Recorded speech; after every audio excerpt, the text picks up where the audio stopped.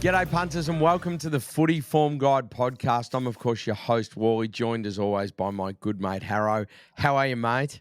Not bad, Wally. Not bad. We're coming in on a Thursday morning. Yep. So the punters might be wondering why this is coming out a little bit late, but it's take two for us because something went wrong with the first one, which we recorded on Tuesday, of course, Wally. And, mate, I've got to say, I think it was our best episode ever.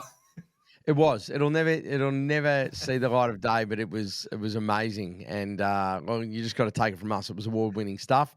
So the Logie will have to wait there, Harrow, unfortunately. But we're going to get stuck straight back into it. We've got our coffees. We're ready to go. The good thing about the Thursdays, we do have a little bit more information, even though there isn't quite as much time for the punters to consume this. However, this will be out in plenty of time ahead of tonight's game. And, of course, the weekend games. Mate, we'll start where we always start. The highlight and low light of the week. The low light, obviously, recording it twice, but let's talk about the highlights from a punting perspective, mate. Mate, from a punting perspective, we started off with the Dons at the line, and that covered for us. I thought they should have covered by more, but they got it done anyway.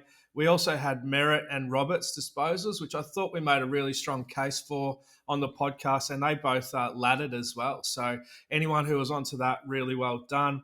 We also had a $5.50 same game multi winner, and thanks to the Tabs, +1 promotion, which we're giving a lot of air to at the moment, but it's a good promotion. With Setterfield getting 7 in the last quarter, getting up to 19, that was a $5.50 winner. So we went on to Saturday, and we hit the Saturday train, which was great for the punters. You know, albeit one leg was void because Pendles had gastro, the poor bastard. Yep. Nothing worse, is there?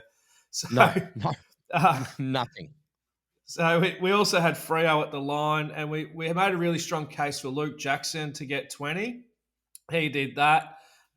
Sunday we went 3 from 3 at the line with all those three games. We liked, obviously, the Dees. I'm trying to remember. Oh, the two others as well. So we smashed all three of those line bets on the Sunday, mate. So Yep.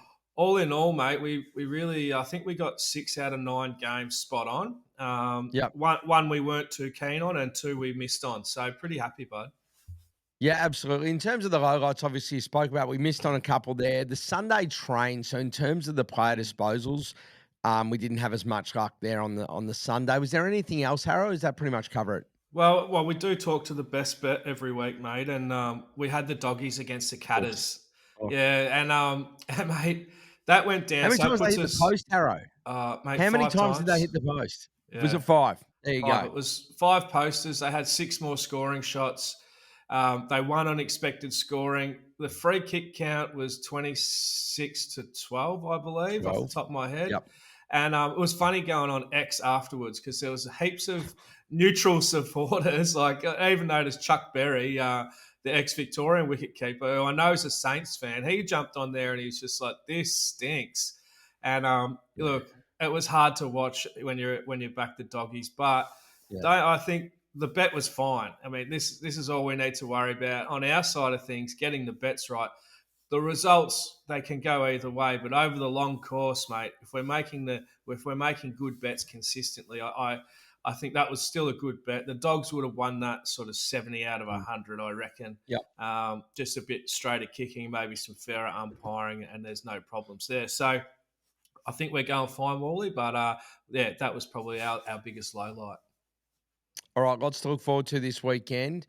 Now, there's the first of 5 bye rounds coming up. So there's 4 teams aren't playing your baggers. It'll be nice for you to have a week off, Harrow. Just the blood pressure can come back to a normal level and you can actually enjoy yourself over the weekend. But we've got 7 games, to get through. Before we do, some questions off social. Now, I'll knock a few of these off the top because I'll be able to give the advice. Where do you watch the pre-game presses and how much trust do you put into what the coaches are saying? Now, Harrow, these are at the club websites. That's the best place to go and find them. Harrow, how much trust do you put into the coaches? Actually, Wally, they tend to be pretty good. Yeah, they don't tend to bullshit too much. A lot of coaches won't give too much away either. But you're just really looking for those little snippets, and sometimes just the questions that the reporters ask as well can give a little bit away. I know there was one in the Clarko pre-game presser a couple of weeks ago where a journo said, "Hey, listen, I was watching the session today, and Sheasel trained with the mids." And there's not really any way Clarko can spin that. He didn't really try and hide it either. He said, no, he's going to play more mid forward. So sometimes you pick up something. Some coaches are very tight-lipped. The other place where you can pick up a little bit of information is the boundary riders in the pre-game will normally interview the coaches for like a minute or two, and they normally ask them some pretty straight questions, about matchups and things like that. And generally, the coaches are pretty honest, mate. Yep. And then if you're at the game, of course, look where they line up. Are they Yeah. with the midfield group? Are they with the back line? Are they with the forwards? Is another one. With our best bet not being as successful this time around, I'm assuming this means this year, and it hasn't been as. I mean, last year we missed about 4 for the whole year, so it was lightning. It was over 85% or something. This year, would we consider focusing on player props instead? Harrow, we won't, and we've got a very good reason for this, don't we? Yeah, mate. So the best bet is a bet that I want everybody to be able to bet on, basically. And so that doesn't matter if you're a $5 punter or a $10,000 punter. And if I start putting up player prop bets, like the first few people that jump on it will get the price that I mentioned, and then the price will change and it will ruin it for everyone else. So I'm Yep. only really going to be offering up the best bet on the highly liquid market. So I know if I say, listen, let's get on X at X price, that price is still going to be there for anyone who wants to get on, no matter how big or small they're punting, mate. Great, Harrow. Now, I've got 2 questions which are bookie related, which I can field. The first one is, will we ever see alternate disposal lines in footy like we get in the NBA? I'd say no, as much as we love it. Of course, we know that if you have an alternate line, that means you've got a yes and no hits. Obviously, the odds on it have to be a lot better. The bookmaker's cut has to be less because you've got alternating sides of it, of the pro and the con. That's probably not going to happen. Harry, I think we've spoken before about the issues around having a miss a disposal number opens up massive areas around integrity. So that's one issue. The other thing is that bookies don't have to offer it. Traditionally, they won't. Um, so that's probably not going to be happening. But I'm happy to ask around my networks within the industry and see if it's something that would ever be considered at any level. The other one was an interesting one is what happened to our 100 to 1 on the under bets. So in terms of the total over unders, we know if a team's 60 points or more on average under that, or the total result is 60 points or more under the middle line, you get 100 to 1. But it seems to have disappeared the last week or two, Harrow. Yeah, mate, they've taken away some of our fun here, haven't they? Because Yeah. these are some of the funnest markets to play in. And obviously, you think back about 12 months ago, and we did tip up 100 to 1 shot on the underside. So, yeah, look, they're obviously going on down a little bit of a cautious path. I know it was Sportsbet who have taken it off. There could be other bookies that maybe have left it up. I'm not too sure. They So, I yeah. reckon, Harrow, I reckon week in, week out, they're the only ones that do actually offer it every week. I genuinely think they're the only ones. It's hard to find. They're the ones that I can go a total over under, and the total over, because we know overs it's a different way of thinking, usually goes to about $26, and under Yeah. the total always went to 100. Well, there you go. We just have to have a bigger bet on the 30 and 40 to 1 there, Harrow, instead of going all the way down to 100. But the gap's not a lot, is it? That's the frustrating Mate, thing.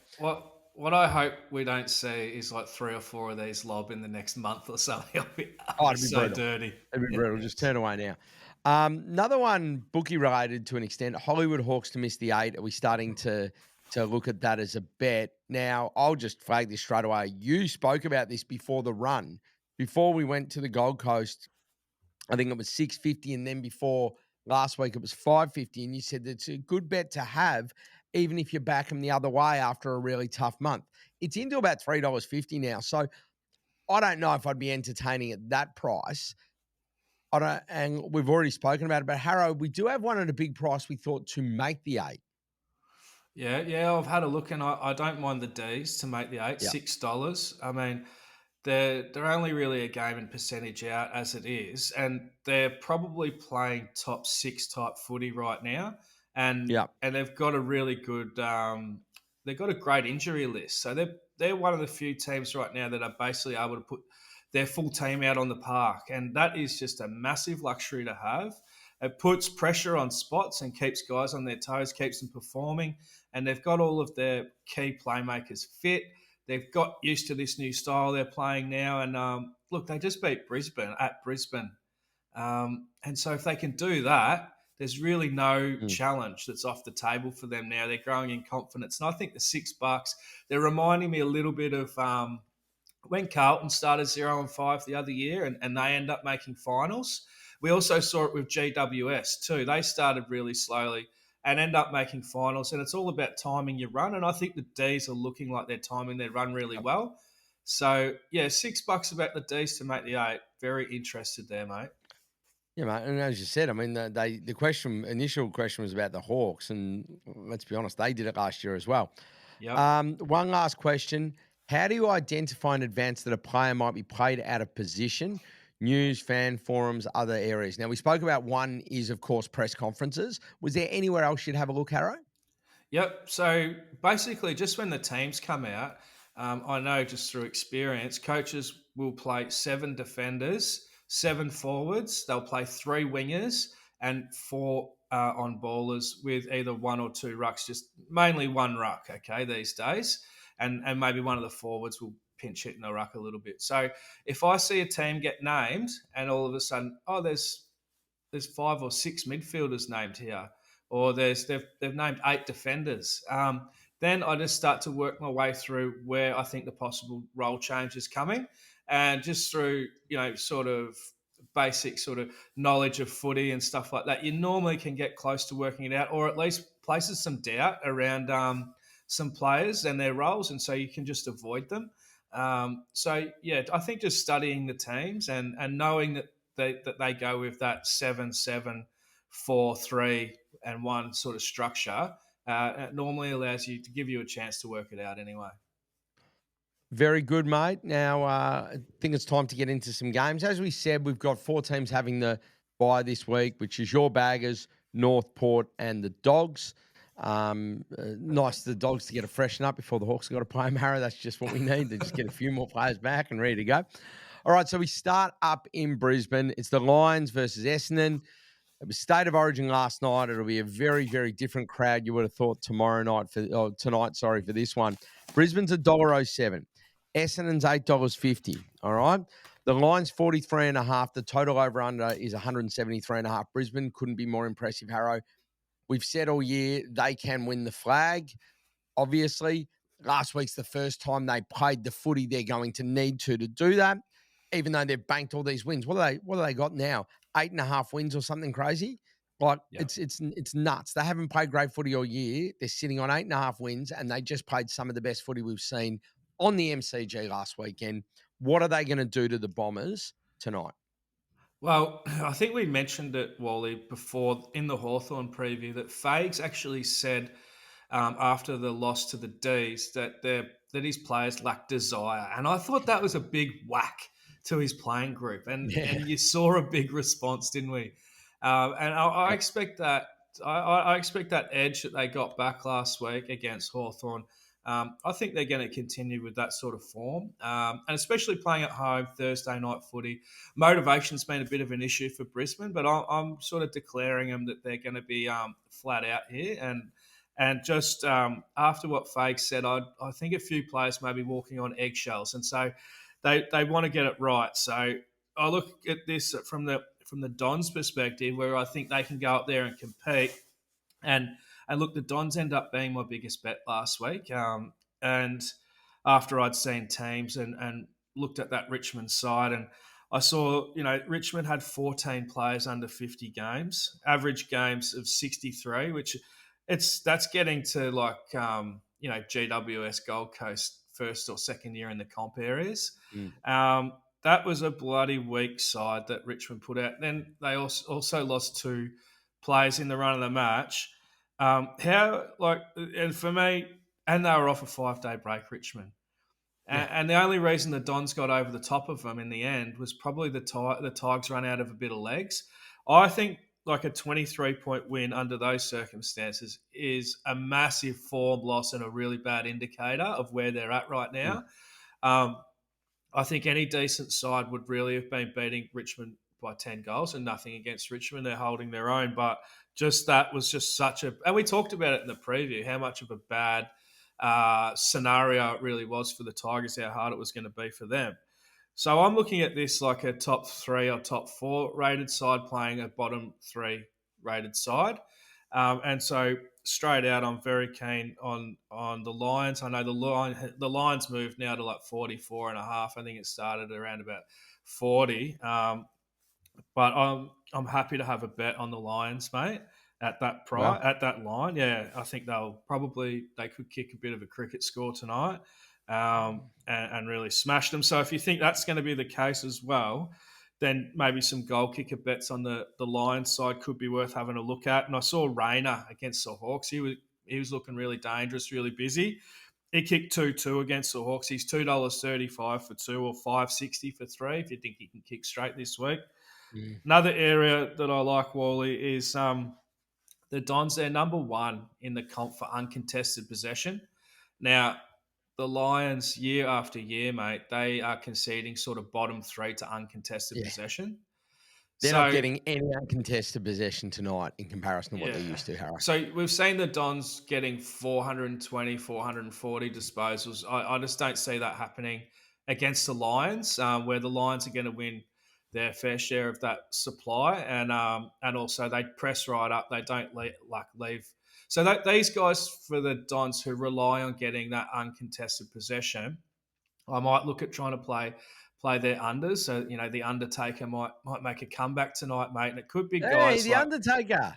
You love the Yes. Undertaker, We mate. love The Undertaker. It'd be great to hear from The Undertaker on this Yeah, one tonight. yeah. Shout out. So guys who really get all of their disposals uncontested, like a Nick Martin, you get him under 26 disposals. Those sort of areas, or maybe like a Dersma under 20. We know we had a bit of fun with Archie Roberts last week, but him under 25. Those types of areas, that's where I'm looking, mate, with the possessions, and then Yep. maybe you could look the other way and pick out some midfielders who are all sort of flying at the moment for Mm. Brisbane, and go the other way with them. So, look, I'm forecasting a bit of a one-sided affair, mate, and look, I'd be happy if the Dons were able to prove me wrong, because at least I wouldn't fall asleep at half time this week. But otherwise, I Mate, think, yeah, on the Brisbane train, mate. Mate, in terms of those numbers, so we probably stay away from maybe a Durham and a Setterfield because they obviously are happy to get more contested ball. Yeah, Merritt's just too good. So Martin, Dersma, Roberts are the areas we're going to look at in terms of the unders.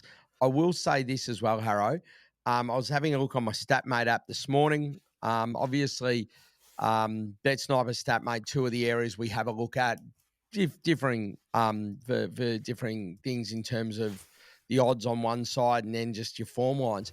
Lockie Neal against yeah, Essendon has an incredible record, and you would think that he would just thrive tonight. So hopefully, he can have a big game. I was having a look; he's had 40 multiple times in his yeah, in his last few games against them. Like it's crazy the record. It's like when Buddy Franklin used to play him with the goals.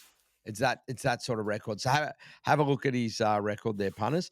Um, some good prices on those goal kickers as well. And Harrow, I always mention him when we talk about Brisbane goal kickers in that sort of small to mid range. Archie, if he's good enough to kick the most goals in a final series, I reckon he's good enough to find 2 or 3 tonight against the Bombers. yeah. We'll move on now. Hawthorn versus Collingwood. Very keen to hear your take on this, Harrow. I'm going to give very little here because I want an unbiased view. $1.58 for the Pies, $2.39 for the Hawks.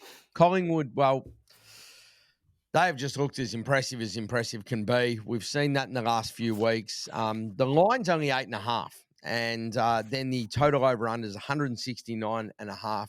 Nice cold, crisp night at the MCG on Friday night for this one. Harrow should be a blockbuster. 80 or 90,000, you'd think, for this. Yeah, mate, you'd want to rug up, wouldn't you? And I tell you what, Wally, I found myself in a funny position on the weekend. I went to the Tullamarine wave pool, 8 o'clock on Saturday morning, mate. I'm still Urban Surf. thawing out. Yeah, Urban Surf, yeah. yeah, yeah. So still Nice. thawing out. So you'd want to be wearing something warm to the G on Saturday night, mate. It will be Friday. freezing. And Friday night. Friday night, sorry, Friday night. Friday night. Right, Harry. So, but it does lead me like we're into that sort of stage of the year, mate, where we do start seeing a lot of the unders as a big play. You know, the start of the year tends more to be higher scoring.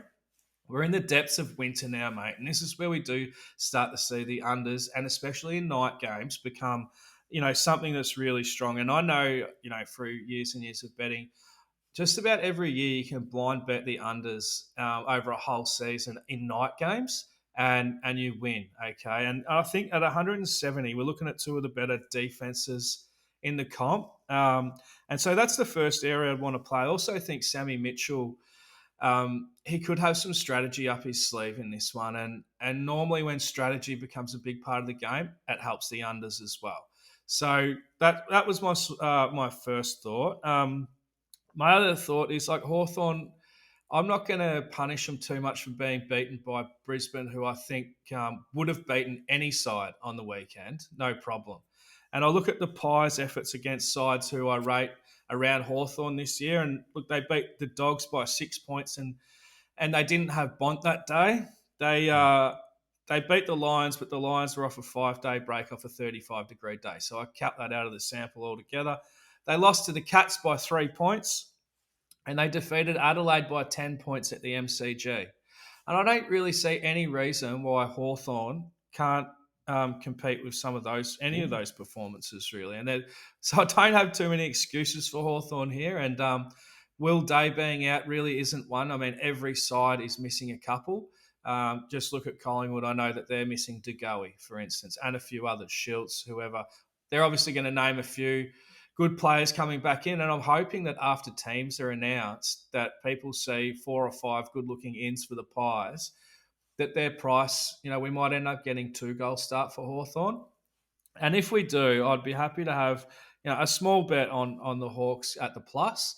I just don't think there's really that much between these two teams, and I'm not getting seduced into the most recent game that Hawthorn have played, where they were well beaten by the Lions. But I think the Lions are doing that, to everyone. So sort of keen on the Hawks, but mainly keen on the unders. From a player point of view, I think Harry Morrison's a guy. Actually, Sammy Mitchell talked about him in his press conference. He's going really well. He got 28 last week. He's the Pies do concede on the higher side to wingers, and he's $2.65 for 20. He's done that 4 out of his last 6 anyway. So he's a guy I'd be happy to follow up on this week, Wally. I think he's doing quite well. And I think that's just a decent price there for him as well, mate. So as always, we get midfielders versus the Pies. Whether you can put a lot of trust in all these Hawthorn midfielders, maybe not. I'm not so sure about that. Yeah, no, you don't think so, Wally? It's That's hard, fine. Harrow. We've spoken about this before. We know that what we were seeing previously. So a year ago, we were seeing that midfield group when they would play Nukes, um, Nash, and Warple, and then Day when he was in the 20 or 25 25 Mm, 25 across the board. It was really reliable. This year, I think it was only last week or the week before, I said one of the players that I'm staying away from completely this year is James Warple, because we find the inconsistencies and you seem to catch. He can just be getting 25, 25, 32, and then just have an 18 out of nowhere. So it's not that they can't do it. It's just the inconsistencies. Connor Nash as well. Can't. mm, I think that the ones that I've been liking, Mackenzie, Ward for sort of your 20 number, as opposed to these ones to get more. I love the yeah, Morrison shout. He seems to have made some steps in his game. He's consistently in the 23. And I think even when with players come back, would probably keep his spot. The fact Mitchell's called him out, I like that as well. I was surprised at the price. I thought his line would have been around that 20 mark because he has hit it a number of times, Harrow. So you found a good one there. We'll definitely be playing in that space. In yeah. terms of the line, interestingly, Hawthorn's got a good record against Collingwood. They did against Brisbane too. It didn't mean anything last week, but they've won 3 of their last 5 and the two they've lost are by a combined total of 9 points. So in the last few years, they've taken it up to Collingwood, who have been clearly a better team than them for the last 5 years. So yeah, mate, there's a lot of signs that could point to a great game and a contest that goes unders if it's a close one and Yeah. some wins for us and the Hawks. You never know, Harrow. Yeah, and also I like being on these sides that are copying a bit of shit in the media. And Hawthorn have started to get a bit of attention now from the media, and that's just always, you know, when you're the team that's coming up against the team, you're like, oh, just let them off this week. That bit of media scrutiny does fire sides up a little bit. I just feel like we're going to see a pretty good Hawthorn this week, and the Pies on a long run, without a lot of pressure on them. They kind of for 3/4 North went with them, and so yeah, I just don't see why Hawthorn can't do it. There you go. The Wiz doesn't mind the bright lights either of the MCG on a Friday night. So I would have thought a Braden Maynard would have been a great matchup after what we saw last week with Brisbane being able to put a taller player. I mean, they're all taller than the Wiz, but someone like that on him to really, really stop him. He's not there. I don't know what the exact matchup is for him in that Collingwood backline. So, yeah, that's I'll be playing in that space a little bit too, Harrow. Nice. Mate, let's move on to Saturday's games. Gold Coast take on Freo. Gold Coast $1.38. Fremantle is $3.09 traveling. The line for this one's 16.5, but the total over under I want to get your thoughts on is 167.5. I know that the Gold Coast have been a high scoring side. We saw that up in Darwin. The perception is they're a high scoring side. These two, when they've played, firstly, no surprises. The last 6 games have been won by the home team with these two because they both have very iffy or poor away records. 7 of the last 8 matches have gone under 170 points or 170 points and less. The line's 167.5. Plus, there is weather about. There is rain Friday and there is rain Saturday, Harrow. So I'm keen to obviously hear your thoughts on the head-to-head, but also keen to hear your thoughts on that under again. Up there. It isn't a night game. It is on the Saturday afternoon, but it's very tempting to play in that space, mate. What do we think? Yeah, well, I do struggle to put form together when I know it's going to be wet, because really it's a completely different game. So the only way, is just to look at wet weather form, and that's just a little bit hard to do because there's really no big sample there. Um, I did think, the first thing I thought was, well, the Suns don't tag, and they've been giving up high possession numbers to inside mids, which is something that it's been a trend that's been developing. And I thought Brayshaw and Sarong both to have 25, you can get $1.85 for that to happen. Just shop around, you can definitely get that. And then also you could look at them both to get 29 at Tab, and you're going to get sort of $4 or something like that as well. I think they've both done that the last 2 times against Gold Coast. And then if you look, I'll just look at the recent Gold Coast form to inside mids plus the conditions. I think that there's a decent play there. And then basically it's just watching the radar and making sure that we're going to get. I think the forecast at the moment is 4 to 30 mil. So that's a big difference whether it's 4 or 30 mil. But and we saw how Well, wrong they were on the weekend as well. I mean, they forecast rain in the Adelaide game. We didn't see a drop. Harrow, Harrow, we spoke about our best bet at the top of the show. If the Bomb had their best bet, they'd be going 1 for 72. We know that. But the thing is, I find that so fitting because you have 2 teams where their ceiling and their floor are so far apart. Gold Coast not as much this year, but Fremantle especially. So the huge gap of 30 odd mil, it feels appropriate for these 2 teams, Harrow. We don't know what Yeah, we're going to get. But it's not much of a you've got prediction, is it? no, no. It's like, hey, you know what? There might be a bit of rain, but there could be heaps. Yeah, there you Yeah. go. Okay, awesome. Yeah, Love it. thanks. And so yeah, just back to the disposals boys that I like, Sarong Brayshaw. You just Yep. go back through sort of the Gold Coast most recent form against the inside mids, and we saw Jack Steele have 33 on the weekend. That's 12 above his average. John Newcomb the week before he had 29. That's 5 above his average. The week before we saw the Bont 28, Richards 31, Libber 35. they're all 2 to 4 above their average. Ashcroft 34, McCluggage 30.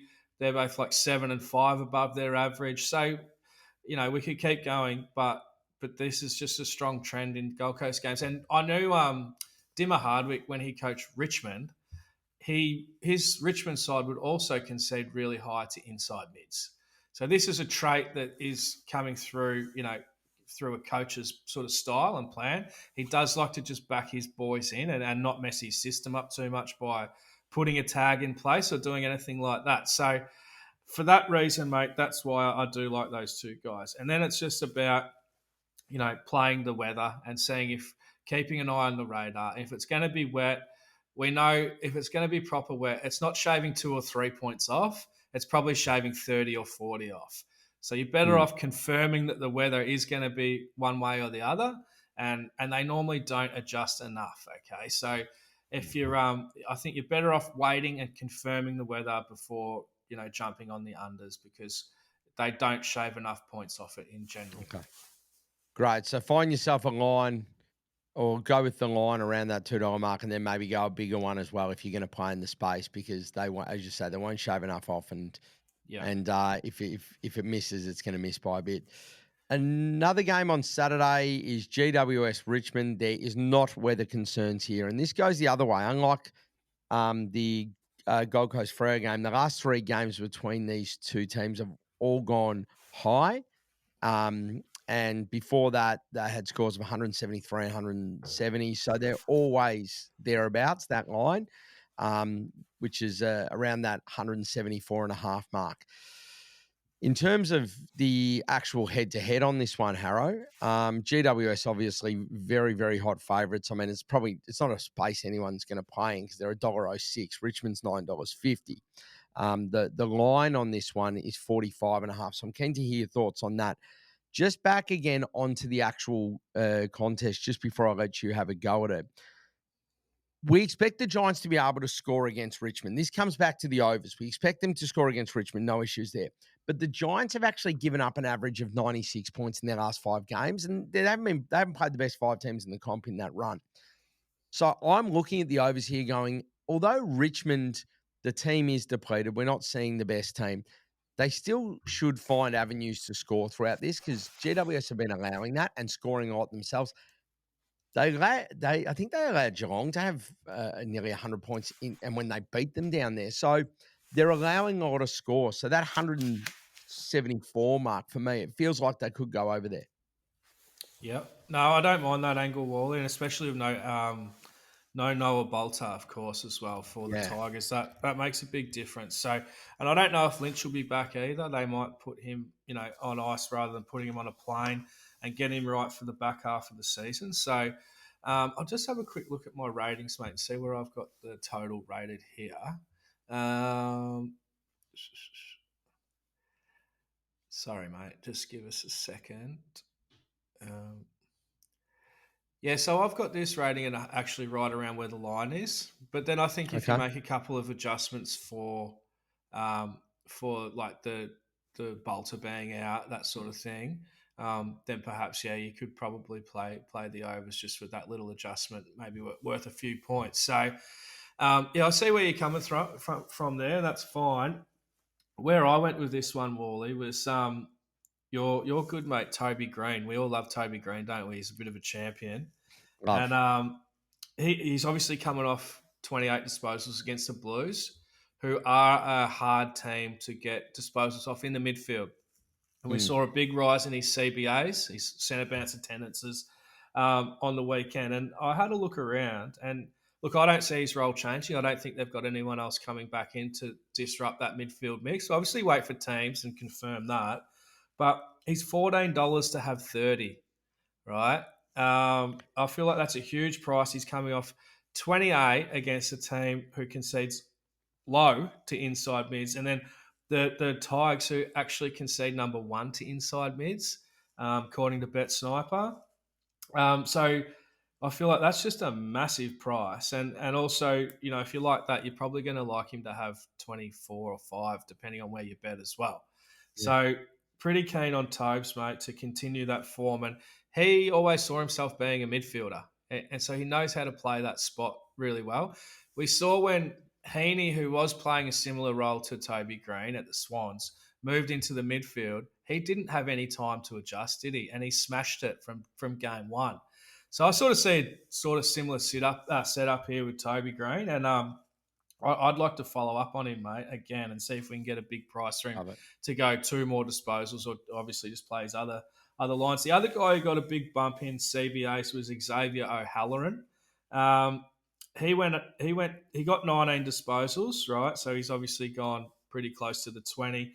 He got 60% CBAs, which is up basically almost 100% on what he had been getting before that. And he's $3.80 to get 20. And I think that's a big price as well.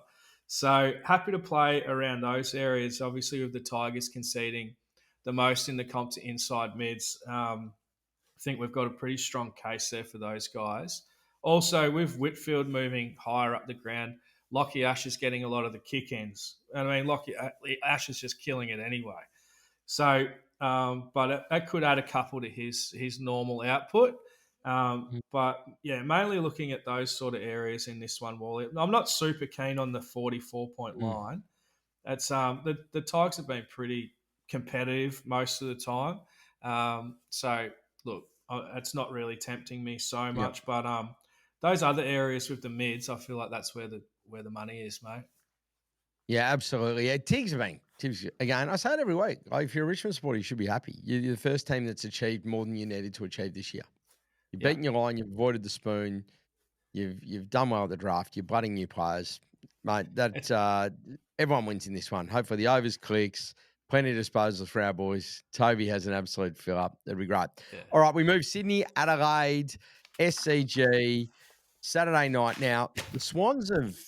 I was having a look at this. The Swans have won 6 straight against the Crows. 4 of those by 5 goals or more. But this isn't the same Swans side that was doing that. They are still so heavily depleted with injury. yeah. The Crows are looking good and are making a genuine case to be a premiership contender. The Crows on the road are $1.67. The Swannies are $2.21, which means you're getting a line of 6.5, so a goal basically. The total over and under is 175.5. It's quite high. However, we've been playing Swans. We've been playing the Swans under. We played the Swans unders. Was it last week? And then we played unders in Swans games a couple of times. Mate, what are we doing here? Are we going with that again? And what do we think about the overarching head to head? Yeah, I'm very keen on the Crows here, mate. If you just look at the form for this season, it's overwhelmingly stronger in the Crows' favour, and they only need to win by a goal to beat the line. I think it's a little bit, it's a bit crazy, this line. I'm pretty keen, mate. So, the Swannies, they're coming off a 10-goal loss to the Dees, and I think that the Crows are probably at least around the Dees level right now, if not Yep. probably better. The Crows are full strength, whereas the Swans, they basically don't have a forward line, or they don't have any key forwards at all, and so they're not getting those easy shots at goal. Those marks 20 metres out. They don't have a big player to sort of kick that get out kick to, and they're getting picked off. And yeah, we did. I do like the Swans are under that 84.5. We saw them even when they Mm. beat Carlton, they were under 84.5. They've only been over that twice for the whole season. One was 87, and the other game was against North when North were just vile. So I feel like that's a strong area. And if you look at the other side of that bet, the Crows have only conceded 85 once in their last 6 games, and it was bang on 85. So that I feel like we've got a strong area there. Love it. Also, just like the Crows at the line, they're in good form. They're fit. They're healthy. Really, yeah. I mean, it's just the home ground advantage that they have to Mm. overcome. And if they can figure that out, they should do this pretty comfortably, mate. Look, it's funny because Crows are a top 4 sort of side, top 6 sort of side, and the Swans, you just can't deny it. Although they were great last year, they're just a bottom 6 side right now, and so for them to only put up a goal line in this one, I think I think it's well in our favour for the Yep. punters to be on the Crows here. So very keen there, mate. And they lose Wicks coming out and Mills as soon as they got him back. He's been suspended. Melican and Yeah. McInerney come in, but I don't think that's going to change the fabric of this game, Harrow. I No. think it's a great shout by you. Um, we move on now. Sunday up at Alice Springs, dead centre of Australia. This one, Melbourne take on the Saints. Melbourne's $1.49 and they are flying. St Kilda's Mm. $2.64 and they are not flying. So they're both one's lost one and the other one's won one in the last month and a bit. So they although St Kilda have been competitive at times, Melbourne have looked a heck of a lot better. We spoke about Melbourne earlier to make the 8. You've got to look at this midfield. Oliver and Petrarca look happy again to be out there for their club. Cozzy Pickett's playing as well as any player in the competition. May and Lever are back to being that great duo, and Max Gawn's Max Gawn. So they've also discovered others like Bowie and that have gone to another level. So the D's look pretty ominous at the moment and can make a run. In terms of a line, it's only 11.5 points, Harrow. So I'm really keen to hear your thoughts on this and how we play it. Yeah, well, I mean, would it be fair to say the Saints and the Swans are maybe travelling about the same right now? Oh, yeah, I mean, Roughly. you could, I yeah, think yeah. I think the latter sort of says that, and just the form kind of says that too. I mean, I think maybe the Swans probably maybe even a little bit better than the Saints right now, and we saw the D's. They won by 10 goals plus against the Swannies coming off just a few days ago. So, like, there's that straight up form line there.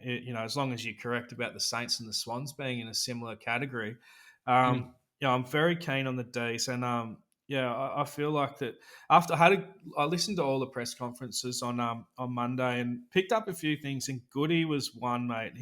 He was really upbeat. He really mentioned that they're super fit and healthy right now, and obviously they are. Their injury list is just it's a looking fantastic. So it makes a huge difference when you've got a fit and healthy list, and you can get all the players in the right positions and all of that sort of stuff. So very keen on the D's just to win by at least 2 goals, and you could even as we saw on the weekend, you could ladder it up because they look like they're putting sides under a heap of pressure right now. The Saints, look, we know the Saints they concede really high to key defenders, and so Stephen May's a guy I'd look at. He can rack it up in these types of situations, so I'd be happy to have a look at his disposals as well, and mainly like probably all of the Melbourne backs and wingers are a good chance in this one, as we know with the way the Saints like to play, that they're all at an advantage here. So if you want to play in possessions, that's where you should be focusing. But mm. otherwise, I think the D's are just such a good bet that I'll be staking most of my bets towards them just having another win at the line and also possibly at a higher line as well, mate. Very good. Steve May, you're going to be able to get $2.30 plus for his 20. Jake Lever, if you like that, 350, 370 plus for his 20, so you could pay him at 15. So there's plenty of value to be had in those tools. Harrow. Now, our final game of the weekend is West Coast hosting Geelong. The Cats have been doing what the Cats do, Harrow, which is win games and make less mistakes than their opposition. They're a football factory. This is what they do. They produce footballers that do this. They've got the best coach in it. All of that. West Coast $7, Geelong $1.10. I couldn't back either at those prices. The line Yeah. is the big win line, 39.5 points, Harrow, and the total over under is 171.5. So this one really interests me on where our angle is in this one. It's 440. Or actually, sorry, I lie. It's actually an evening game. So it's a 7:20 game, so a 5:20 game over there. So Geelong have to, after that big win against the Dogs and everything's up and about, they've got to fly over to the West for a Sunday night game. We saw this with Brisbane going down to Tassie. It is hard for good teams to get up every single week, especially after they've banked so many wins. I don't know what to expect here. Is this a scenario where Geelong just go over and just wrestle out a win and just professionally get the job done by a couple of goals? Or do you think that they're going well enough that they could give them a whack? Well, I actually think I know they lost by 10 goals on the weekend, West Coast, but I was pretty impressed with them. I thought they showed a fair bit. And obviously they were really good against the Saints and had a comfortable win there as well. So I'm not going to be opposing the Cats though, who are just doing everything right. So I'm going to steer clear of the line in this one, and especially with that 40-point line. I feel like when you're backing these 40-point lines, you've got to be really confident in the matchup. And like you compare this, right? You've got Brisbane, who are better than Geelong in my opinion, at home playing Essendon, who I think are probably going worse than West Coast right now. And the Okay. line's the same, right? You've got Geelong having to travel, playing a stronger side than what Brisbane are playing, and Geelong aren't quite as good as Brisbane. So, yeah, one where I am backing a 40-point line lines up a lot better than this one where I'm probably not that keen on that sort of area. So I've got to look elsewhere, Wally, and it's the inside mids against West Coast is where I'm headed here. And this guy, I could not be more impressed with him. It's Holmesy, Oh, right? mate, how good is he? He's in the I, top echelon now. Harrow, he's more damaging than Smith. Do you agree with that? Yes. Yeah. Well, Yeah, all you have he to do. actually. I mean, yeah, I know Smith is the flavour of the month and that.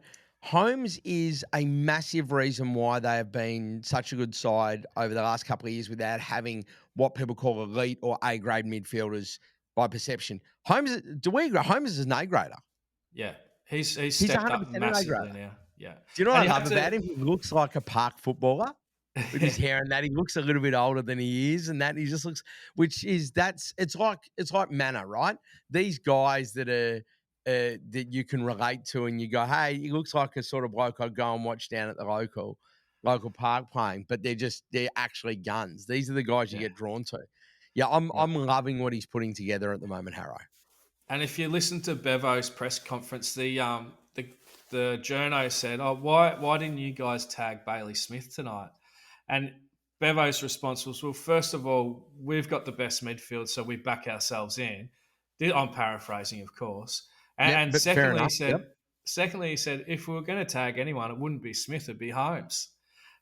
So this is coming from a guy who knows his footy, I think, Bevo. Yeah, a little So bit. Yeah. yeah, a little bit. So, But I mean, and look, I look at it's not a bad position to be in, by the way. When you got those, yeah, if they're your top two mids, it doesn't really matter who Batman and Robin is or who one and two yeah, are. It's more just props to Holmes because he deserves. I think that people are starting to see it. And as a Hawks fan, believe me, I watch probably more Geelong than I'd like to because I'm petrified that they might just turn around one day and just stop our run or beat us and things like that. So I'm always wary of what they're doing down there. And Max Holmes has been super impressive. yeah. And also, West Coast have stopped tagging in recent weeks as well, where they were using Hutchins as a tagger before that.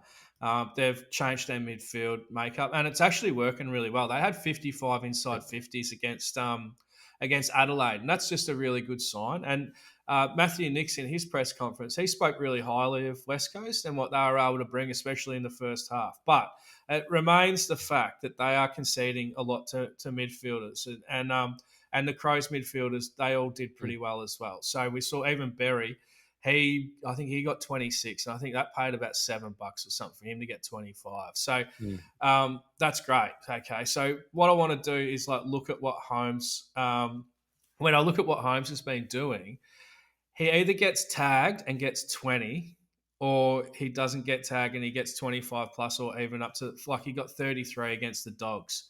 So and we look. I'll try and find here what we can get him at, Wally, to have his 25 and 30, because I think he's actually quite a good price. So when I looked the other day, I know things have changed since when we did this the other day. Holmes at the moment is $1.98 for 25 and $4.50 for 30.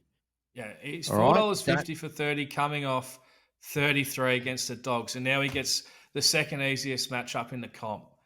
So I feel like That's yeah, crazy. 24 and a half is quite good too. You want to look through the rest of their midfield, like Bailey Smith, 29 and a half. He hasn't been under 30 for a while either, has he? So, and No, this is, yeah. he's probably likely to get less attention again. And the other guy is Mm. Catkins. Atkins, I like to call him Catkins. He, Yeah, fair enough. I think you can get him around 20 as well, and he's doing quite well now. Especially, he's not so much of a tagger as what he once Yeah. was. he's potentially getting a little bit more ball now. But I'd probably focus on the two other big ball winners for the Cats, because I think that's where you can be a little bit surer that those guys are going to get plenty of it. So that's mainly the area I'd want to play. I mean, you could look at goal kickers as well, from a Geelong perspective. But, like a Stengel, I maybe would look a little bit outside of the Keys. I think Stengel, he might be, like, he's been showing a bit. He hasn't had a big season. But, I think that's probably going to help you get a better price. So that's kind of the areas that I'm looking at in this game, mate, come Sunday Arvo. Great. I will just say, as a PSA, because we do a lot of disposal stuff, obviously with the +1 that you get through the tab, the prices the ass falls out of them basically on homes.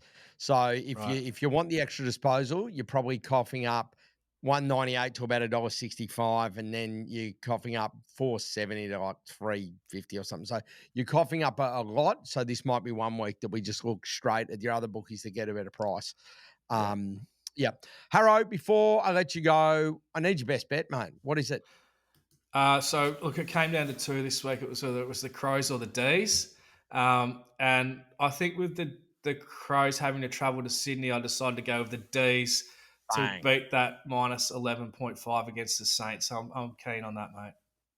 Mate, I'm wrapped, and I find that a lot of the time when these teams sell games interstate or they travel, especially to the Northern Territory, which they take a lot of pride in, they turn up to play. So I'm looking forward to that. Harro, mate, as always, you've been great. Have an awesome weekend. Enjoy the week off from the Baggers.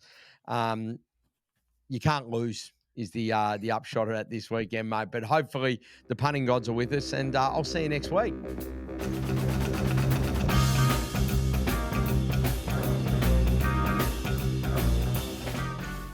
What are you really gambling with? For free and confidential support, call the number on the screen or visit the website.